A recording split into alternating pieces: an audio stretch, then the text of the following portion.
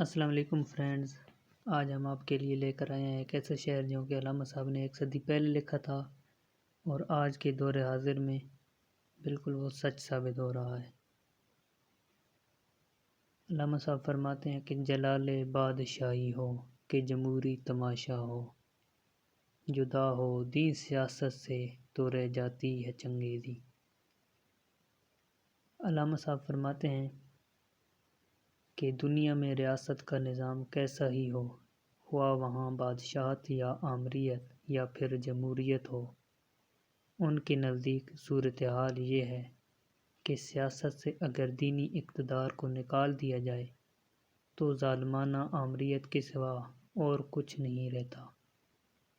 اس مسئلے کی مزید وضاحت کی جائے تو بات یہاں تک پہنچتی ہے کہ کسی مملکت کا نظام، سلطنت خواہ کسی طرز کا بھی ہو، دینی اقتدار کی شمولیت کے بغیر ناکامی کا مظہر ہوتا ہے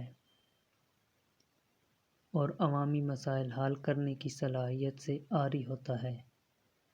اس سے یہ نتیجہ کرنے میں کوئی بات نہیں ہوتی کہ اقبال بادشاہی اور آمرانہ نظام کے بھی خلاف تھے اور جمہوریت کو بھی ناپسند کرتے تھے۔